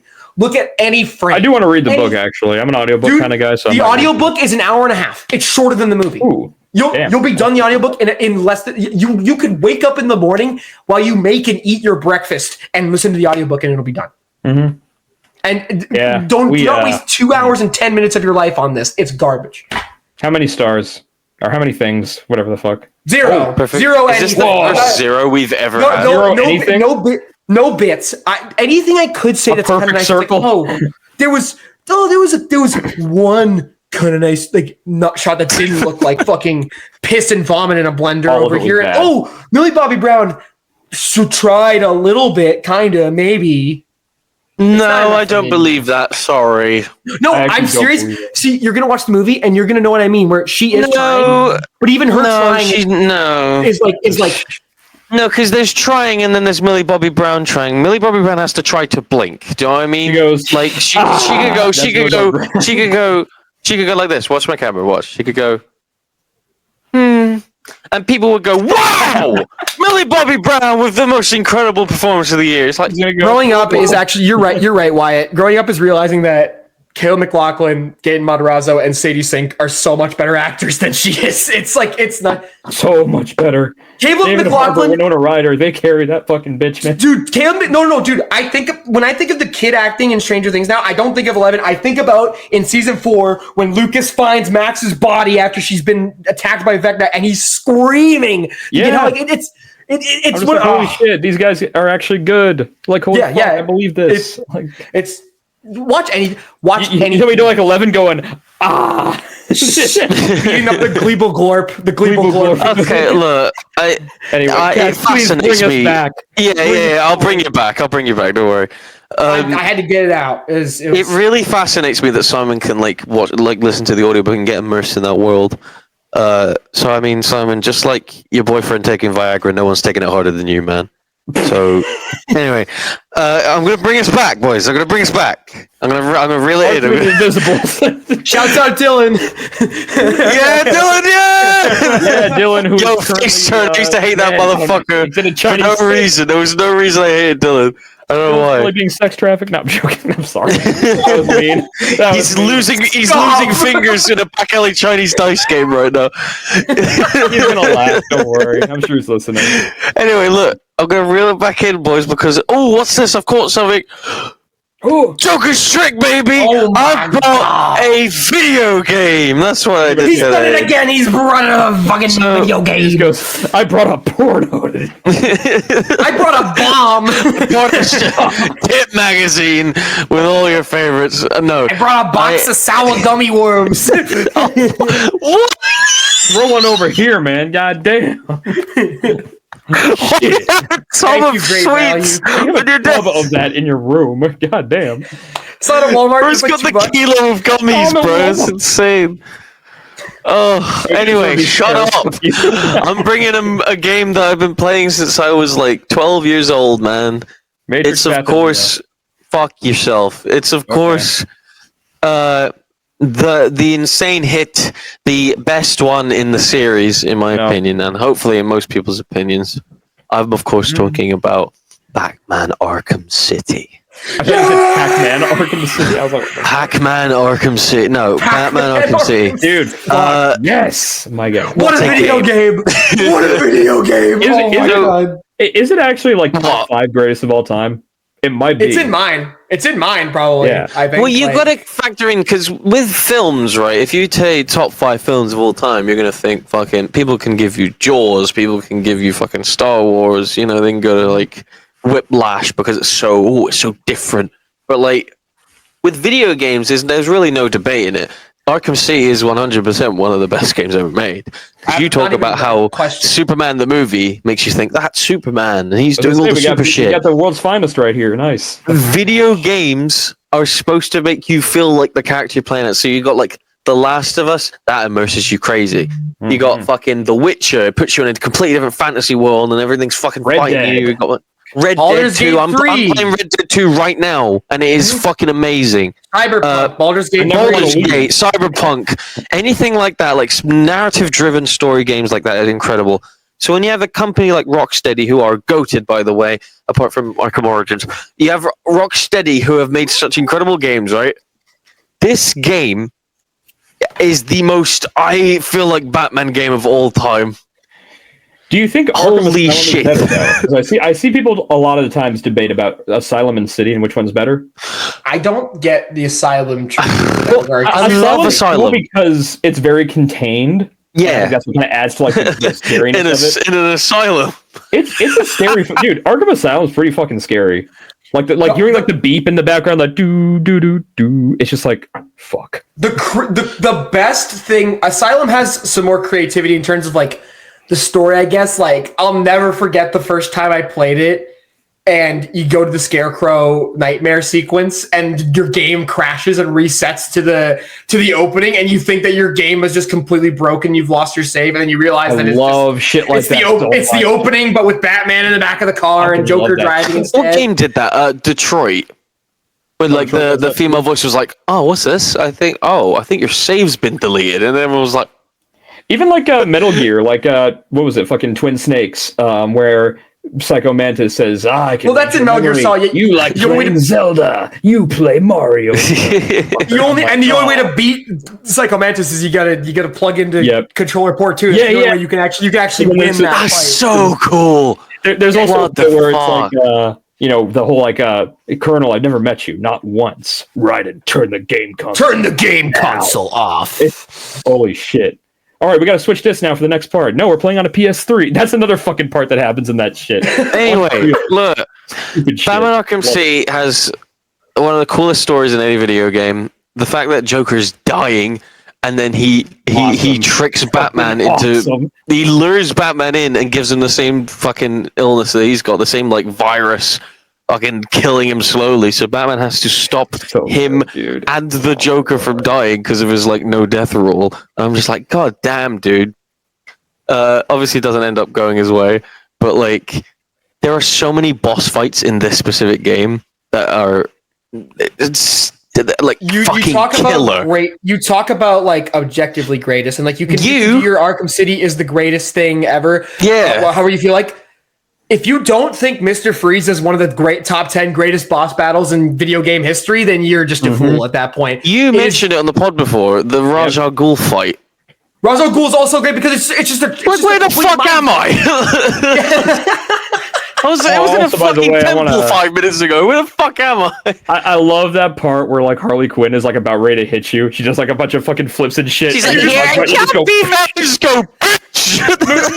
It's when you let her attack you and you do the counter and you just throws them across the floor into the door. Dude, what a fucking like memorable game. I remember the next 2 hours after that scene. You know what I mean? Mm-hmm. You take out the guards, you go up to the tower explodes, like it's just Oh. By the way, oh my god, dude. Our boy Mike Ehrmantraut as Commissioner Gordon in this. Fucking awesome. Great. He's amazing. He sucks in Arkham Knight. He's not trying at all as the character. I want to say that too. This might be controversial. I don't know if you guys agree. I wish Mark Hamill and Kevin Conroy retired those roles after Arkham City. Because I don't think they're that good in Arkham fucking Knight. I think the last scene of them when Batman locks him up in the cell, I think is like that's a good conclusion to the character. Here's a good comparison. Batman Arkham Knight is like Daredevil Born Again. Oh, do you know what I mean? Like they brought everyone back and it's trying its own thing. It's good, but like it's not City. Listen, you know what I mean? The DLCs for Arkham Knight are awesome. All the DLCs for Arkham Knight are fucking sick. I will say, playing City, because I downloaded Return to Arkham City on the Xbox and has all the DLC in it. With all the they added the animated one. I've just been playing the game as the animated Batman. It's 10 times funnier because all the cutscenes, he's like fucking big white goofy eyes and multiverses ass posture and shit. It's so funny, dude. If you want to mindfuck, play the game as Terry McGinnis as Batman Beyond because Terry McGinnis's costume with Bruce Wayne's voice coming out of it is just a total trip. I don't know what the problem is. Yeah, no, like I said, boss battles, bro. Solomon Grundy, fucking Penguin holding Grundy underground and being like, I've unleashed him just for you, Batman. It's like, oh my god. That's where I get him! I think he broke my bloody arm! He's one of my all-time favorite things to quote from Arkham City is the part where Bruce Wayne's in the prison. Like, he's in Arkham City, and you see Deadshot behind him going, fucking, doing all that shit. And then you hear fucking this dude just going, I'm gonna make you my bitch, Wayne. I'm gonna make you my bitch, Wayne. Like, we made a joke about it, like the goons in that game. Yeah, that scene's awesome. Because you're fighting normally with the handcuffs, and then out of nowhere, he'll just break them on someone's face, and he's like, he broke free! How'd he do that? And then nobody questions that he's Batman after that. I do love that. Like, I love that version of. I love the build of Bruce Wayne here. I know Bruce Wayne has had different models in this series for some reason, but like this is him looking like Archer, pretty much. But like a giant buff version is like amazing. That's an insane comparison. Yeah, imagine him with H. John Benjamin's voice. When I get into my issues with Arkham City story, because I don't think the story of Arkham City is flawless. This comes down to more of the marketing, I guess. The marketing all over the place at times. The marketing really amped up the gang war thing between Two-Face, Penguin, and the Joker. It's really Two-Face is barely a fact. You take him out in the first hour of the game. The Catwoman bit, and that's pretty much it. And I like to be fair, kind of clever because you don't have to juggle all the fucking story bits. But like, you know, another great thing I like the implementation of Catwoman in this. I love how they do that bit where she goes back to save him at the very end.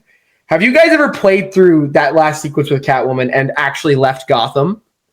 Have you guys ever done that? Because you can do that. I'm actually going to replay it pretty soon. Actually, I got it on the Switch. So okay, I won't. If you don't want to say it, I won't say it then because it's a great Great little The Easter egg. Switch. Well, you know why, Cass? Arkham City on the Switch is the original PS3 and Xbox 360 version. It's not the remaster. So that's why it's worth playing. I mean, to be fair, like the remaster of that is not as bad. Arkham Asylum's is horrendous. The remaster of that is awful. I need to All the atmosphere is gone. It's all washed out. It's all like. Me and my brother quote this game all the time, man. Fucking, I need to locate where the bullet landed and who fired the gun. It's just like that's such a small part of the playing game. Shit back and everything is just like, oh, dude, I love that. The detective stuff. The gadgets in this game. The fucking password decryptor they fucking use, dinosaur password. Fucking the explosive gel. The fucking POV, the remote control batarang. Yeah, the remote. Oh man. The abilities you unlock. The abilities you unlock where you use the backclaw and you can like speed out of it and fly. And all the, like, very few the skill tree. The skill tree when you're fighting people is like you protected from bullets, and then you can combo into this bullet fucking combo, and then this guy's a knife, and it's like skill trees were cool and easy to manage. Very few things are as satisfying as entering a stealth section in Arkham City and completely acing it, and nobody else comes in. You wipe out every single one of them, and there's no combat, no guns fired. It's you so just you smoke the scene where you're in the vents. And that big clown dude with one arm comes out with the hammer, and you're like staring at him through the vents and shit. I'm like, this is a fucking video game. The fucking alternate costumes in this, man. Fucking badass. There's some that everything. The original animated one, they don't try to make it look realistic. It's just the goofy animated as fuck. fucking. Yeah, the Batman Beyond one's kind of stupid, but whatever. It's fine. How else are you gonna make it look? You know, like yeah. There's only one. The only one that like really gives like the Sinestro core one. That one's great. The yellow symbol. It's great. It's kind of a random like grab. It feels like they had all the slots filled, and they were like, "We need a last one." Batman Inc. is a good skin. I love that one with the Batman Christmas, the yellow one. Oh, the Dark Knight Returns as well. Where he gains on like 6 pounds. He looks like Frank Miller. He looks gross. He looks disgusting. It's whatever, man. Amazing stuff. But can we just talk about? I'm just glad when people that like Batman get to make a good Batman game. I want to just talk about that ending real quick. Yeah, that is fucking insane. Mm-hmm. The Joker fucking dies. The Clayface fight, and then Joker dying. Too? Dude, Clayface is one of the greatest obvious plot twists of all time, because looking back, you're like, "Fuck! I should have known that was gonna happen." And then you reveal it actually is, and it's. To choose Clayface as your last fight is awesome, by the way. When Batman is carrying Joker in his fucking arms out of the building, Commissioner Gordon's like, "What happened in there? What happened?" And he just keeps walking. He just keeps walking. Fucking beautiful. You don't know if he's relieved or even worse. I saw someone talking about that scene that the Joker has died. I saw someone talk about that scene and like, can you imagine Mario just head down, like dragging Bowser by his tail? What happened in there? Just not Sonic with Dr. Eggman in his arms. Yeah, Sonic holding Eggman. He's like, what happened in there? Nothing. Just walks away. And then again, you guys ever done the whole credits? The song that Mark Hamill sings as the Joker at the very end of the credits over this like VHS filter. It's this really creepy song I forgot that he does at the that. very end, talking about how if I lose you, my friend, then I've lost everything. And it's like, it's so good. It's so fucking good. Did that game have a post-credits scene? I don't believe it did. No, it didn't. It had post-credits like. It had the Hush thing that kind of teased into Arkham Knight, but Hush is barely in Arkham Knight. He's barely a fucking factor. Stupid. It doesn't even really matter. It had the Azrael stuff where you keep finding Azrael. You talk about this game being like kind of all over the place. Arkham Knight is fucking all over the place. There is no idea what's happening. It should have been so simple too. It's like that Jason Todd shit was so dumb. It's like that's the most obvious fucking thing you could have done. All the issues that are gone if you just make him Red Hood. Don't even bother with the original character. Just make him Red Hood, and the people who know, and the people who don't. And that being said, Arkham Knight does have some amazing moments. The fucking Joker song and dance thing. The fucking that was incredible. Everything with Hamill like narrating, like Bruce Wayne, because it's a side of the Joker you don't see often, where like the Joker knows who Batman is, but he doesn't know that he's Bruce Wayne because he doesn't really care about that. He just cares about Batman. Exactly. So when you see the Joker knowing Bruce Wayne, it's awesome. There's one other scene in Arkham Knight. It's this scene right here. Fucking. Oh, that's. I almost cried. I was like, "This is incredible! Like this sequence is incredible." The team behind Arkham games are incredible, and like I just wanted to talk about City again. And now they made Suicide Squad, and now it's over. I've got many fond memories with Arkham City because it is one of the best games ever made. Just like testicles covered in glitter is pretty nuts. So thank you for giving me time to talk about it. That's the title. I'm gonna give it 1 perfect 10 batarangs that you throw at the fucking guy that goes, "It's the freaking bat." You don't like the Riddler trophies, my guy? You don't like that shit? Oh, that was fun, bro. It was good in that game. The Riddler being a side quest. Genius. I did love like dropping into like locations where the Riddler had people like tied up and like strapped to like bombs and shit. You'd see him on the screen. I'm like, this is awesome. And they added all the shit where it's like feels like Soul. Within every gang, there's like one Riddler informant that you have to like single out and interrogate, grab by the neck, and get all the info. Yeah, I love those. He's like, "What do you know about the Riddler? Please, I'll tell you anything." Thank you. I'm just throwing on the ground, just like fucking. It's just the best. The fighting in that game, man. You feel like you're just fucking pounding the piss out of it. It's just incredible, man. No superhero stuff can come that close, It's literally just like Wish we could have a Superman game like that, but like not like that, but like something that's Superman game. Like with the same amount of like attention to detail, like I want the action to feel larger than life. I want it to be this big, epic, insane spectacle of just flying through the city and flying across the world, and it'd be awesome. It'd be fun. No one wants to do that though. That's the thing. No one wants to take that risk. Yep. And say what you will, like Spider-Man 1 and 2. Say what you will about the stories. I feel like Spider-Man in that game. I feel like fucking Spider-Man. The game, especially Spider-Man 2. Some of them talk about great boss. Those are the best boss fights in a superhero game since Arkham City. Some of the boss fights in Spider-Man 2 are fucking amazing, right? So we're heading in a good direction, I think. Wow, and just like a sex at a festival, that was fucking intense. Well, thank you very much for watching. Where do you get these jokes? Who's writing these? Who's writing this? Are you writing these jokes? Are these your jokes? To end, go on. I want to say this right now. It's good to be back. It's good to be black as well. Next time, baby. But no, real talk. It sucked missing a week. I'll just say that because I do look forward to this, and it sucked that I wasn't able to do it because goddamn, I was feeling like piss. I thought I was chug. You're a bit of a prick. Hey. I have an ending segment for you, guys. It's time to guess the Rotten Tomatoes score. But how are you doing Arkham City? That's Game Informer. Metacritic exists. All right. IGN. 0 on both for Batman Arkham City. 4. Superman the movie. I need a critic and audience score. Alrighty. Critic score 86. Okay. Audience score 90. Okay. I'm going to go a fat 90 on critic and 91 on audience because I can't think of any better route to take than that. What'd you say for audience, Wyatt? I said 91, correct? Or is it 90? I think you said. I said 91. I'll said go 91. Okay. All right. So Wyatt wins the audience score. It was an 86. Ooh. But Simon wins the critic because it was a 93. Ooh, yeah, I knew it was higher than that.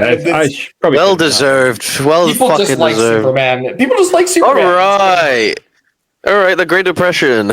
What are we giving it? I don't know what the rating is right now. I'm assuming it's at like a fat 10%. What, critical audience? Critic score. 10% critic score. Audience score probably like maybe like a little bit higher, maybe like a 20. Mm-hmm. I did see this a few days ago. I haven't looked since like Friday. I'm going to tell you this right now on the pod. Stop looking at the Rotten Tomatoes when you're watching a movie for the pod, because I'm doing it as a segment, bro. I don't want you to fucking cheat. I think it's at like a 19 critic. And what's your audience? And last I checked, the wokes in the audience section were being way nicer to it than they should have been. So we're gonna go 68 audience, and 19 critic. You've won both times, Simon. The crit score is 15. Ooh. Wow. I want to look you dead in the fucking eyes when I say this. All right, you watching the pod, if you've done that, if you're a part of this, it's over for you. 75% audience score. What movie are you watching, people? What movie are you watching that you gave up? I bet you raise your kids on Cocomelon, you fuck. Oh. We deserve Zaslav, maybe. Maybe we deserve Victor Zaslav. We should bring back the Murder. Brothers and Free Luigi. We shouldn't. Anyway, Sorry. Free Luigi. Free Free Luigi. Let's go. All right, Batman Arkham City. What score did it get on universal acclaim? And this includes PS3 and the Xbox 360. 100%. You say 100? 100%. I'm gonna go on 96. Simon's a clean sweep. It's 94, apparently. Oh yes, Which is that's fine. That's fine. As long as it was over 90. If it was under 90, generally favorable, given 8.8. Fuck off, man. What are you talking about? 8 out of 10. That is a solid 9.5 out of fucking 10 right there. It's not a perfect game, but it is definitely one of the all-time greats. Like, no questions asked. So games are so much harder to get perfect, I feel like. Yeah. Like, if I had to say, I could probably count on, like, one hand the games I would actively give, like, a perfect score to. I can't think of any that I would... What would you give the movie the perfect score starring Chris Evans and Scarlett Johansson? I'd give it, put it on my watch list button. We should watch that for the Patreon. Is that is Captain America 0 as far as I'm concerned. That is a... What is? The perfect score. MTV's the perfect score. Oh, shit. Yeah, okay. Man. That's a gas movie. Shit. Well, it's about kids doing a heist to steal the SAT scores. Well, just like an infected cut, that was bloody swell. Thank you for watching. We're ending the pod. We're ending the pod. We're ending the pod. Yeah, I was going to tell you sooner, but you just like just like Wyatt's mother on a summer Sunday. I'm exhausted. What? Thank you for having me. Oh, we have one more thing. What? We got a poll question. Oh shit! Did you put a poll? Oh shit! You put it last week. One of us did. I'm looking at it right now. Did I actually put a poll? Guys, I remembered to put a poll. All right, Simon. Oh yeah, I remember this fucking poll. What did you write? All right. What did you do? As you know, Wyatt was too ill for... Well, not last week, 2 weeks ago. Wyatt was a bit too ill to be on the pod, so I also edited it. Last time the poll was, what illness did Wyatt die of? So, in third place, equal with no votes, was salmonella and corona but worse. They're gone. Thank God you didn't get it. No more. In second place with one vote, AIDS 2. They made a sequel. They made a second one. No, see, now I'm down to 1 aid, so I'm good. Medicare? Just brilliant, man. Just brilliant. In first place, Wyatt, I'm so glad you got over your Ted DiBiase Jr. Well done. Money, I come from love me for all my Ted DiBiase Jr., who is in prison right now being fucked. I don't know. Maybe. I don't know. I don't know what he's up to these days. Remember people thought he was going to be the star out of Legacy? Remember that? It was funny. Funny times. I liked babyface Ted DiBiase that ran for like 3 weeks when he was doing the tailgaters and stuff. He was pretty cool. I wanted to hang out with him, and then they just... You tried to fuck on me! He tried to fuck on me! Greatest story of all time. Where is that referee? He tried to fuck on me! I love Cody Rhodes so much for that story. That is the funniest fucking thing ever. Wade is already up the ramp. Wow.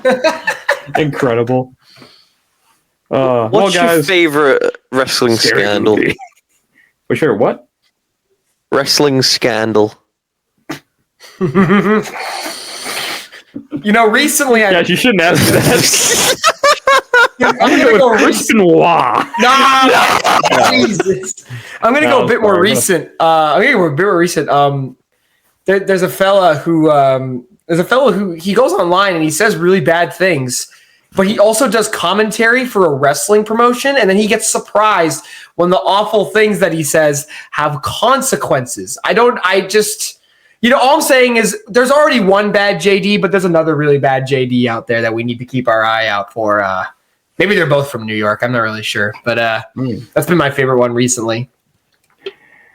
JD from NY, you want to be on the show? Do you have any idea what he's talking about?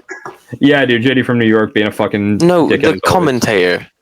Yeah, isn't that That's JD from New York. That's what it. Yeah, he's a commentator. You didn't know that? Okay, so I actually have to explain it now to Donut Cast. You don't have to. No, we're ending the podcast. No, we're going to watching the band. No, shut up. He was going to commentate a Mercedes Monet match, but he said awful things about her, and then when he got taken off of commentary for her match, after he said horrible things about her, he went to throw a fucking pissy fit on Twitter like a fucking 8-year-old. Do you know who's a great commentator? Corey Graves. Jesse the Body Ventura. It was Damien. It was. I did see the Electric State, and I have to agree that the book was completely tarnished because of it. You know why? Because I read the book when I was in Grenada back. I taught my dogs how to read in the gates of hell. They read silently because they're dogs, but they respond. They're able to fight giants with their bare paws. I put an audiobook through a dog whistle, and that's how they read. I whistled the entire book in 30 seconds due to my supreme speed and quickness with it. I am so fucking happy that Jesse Ventura does commentary for fucking Saturday Night's Main Event. I'm so happy. Yeah, but who did use the chair? Cody. He's a really bad guy tonight. My favorite. Guys, go get our merch. GooseCoffee.com. Go follow the free Patreon at patreon.com/goodbye. You can get our cool, not able to watch our YouTube content there. And of course, support the boys over at TBD Graphs. That's coming very soon. Yes, sir. Yes, sir. Hey, guys. I gotta say. What? I think it's time to sink or swim. I was about to say the same fucking thing. Yeah, we'll get Simon. Paranoid. Are you gonna sink or are you gonna swim, you bitch? Fuck. You fuck bitch. Cunt. I think I'm shit ass. I love shit ass. That's my favorite. Hey, shit ass. You sink or swimming, you fuck bitch. Hey, shit ass. You shit from that ass? Damn. Shit out of ass? Shit on my ass. I'll shit on your. Crazy. You piss out of that dick? You piss out of that thing? You cunt wagon? I've said cunt wagon before. You piss on those boobies? No, I don't have balls. No, I don't have balls, brah.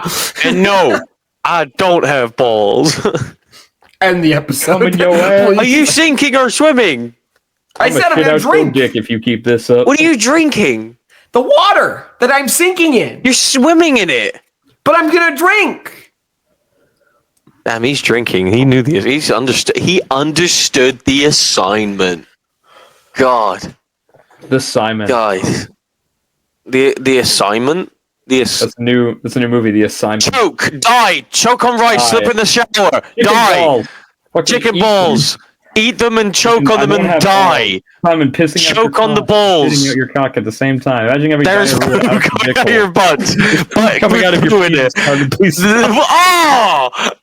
Imagine. Holy shit. Oh, that's a horrible way to end the pod.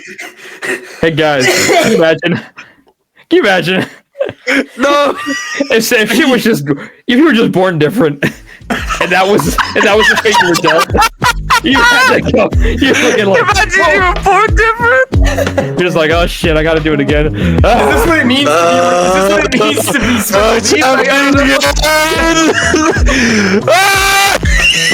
Logan, I'm pressing Logan, I started shitting out my fucking cock. Shitting one of the balls.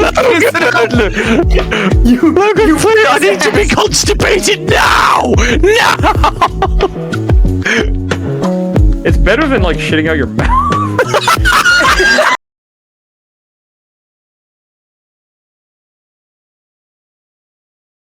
Would you rather? Yeah. Hey, Simon, would you rather shit out your penis or Jey Uso WrestleMania Gunther? I think Jey Uso should get diarrhea from his cock. That's what I think. I hope Jey Uso shits out of his dick tonight. It's like CM Punk when he shed his pants, but it's Jey Uso going, "Oh shit! I'm going to the shitter. I'm gonna shit out my dick. It's gonna be great. Oh, it hurts! Help me! Help me! Help me!" No yeet. No The yeet. mental image that came with that was fucking horrendous. Oh man! Hey guys. We're sorry. I'm so sorry. Look, sunshine, lollipops, and rainbows. All right, I'm sorry. All right, go watch Superman the movie and then play Batman Arkham City. And watch The Electric State. Actually, read The Electric State. Read The Electric State. There you go. Read The Electric State. Get the audiobook, folks. That's your schedule, all right? So tomorrow after work, go watch Superman the movie, and then the day after, go play Batman Arkham City, and the day after that, read The Electric State. That's your homework. That's the real shit right there. That's the real All right. Yeah. Bye. Bye. Don't share your dick tonight. I'll be on the next episode, guys. Or the Simon won't be, though. I've seen the future. Simon's not going to be on the next episode because, yeah. Only play with friends. Hey, I'm Grump. People like me are supposed to listen to people huge. America doesn't exist. Also, Blocky. Also, black people take up about 6-7% of the crimes in America. Please It's like, what are you talking about? No. JonTron's middle name is Aryan. That is shocking. Bro, his name's John Jafari on Safari, bro. Kill yourself. No, man. Bro looks like a Jew, and he's not. How you look Jewish should be anything. Wait. Wait.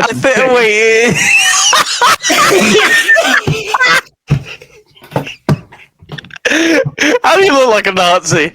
I'm not actually a Nazi. Schwartz ate Ben Schwartz and I'm here all night. Bro's 10 Schwartz. 10 Schwartz. 10. YouTube Schwartz. YouTube Schwartz. That's like being a black racist. Like I don't know how you. I don't know how to help you, bro. You go. You get your own lawyer for that one. I can't help you in any way, shape, or form, man. There's no way. None of this is making it into the final cut. None of this. There's no way. Use that, man. This is the post-credit scene, man. That's what this is. This is the post-credits. No. That's Yeah, you gotta do the outro and then cut to black for 5 seconds. and then we'll do this. Yeah, that's good. I like that idea. Oh. God damn it. And the fucking Wrap her thing up. right now.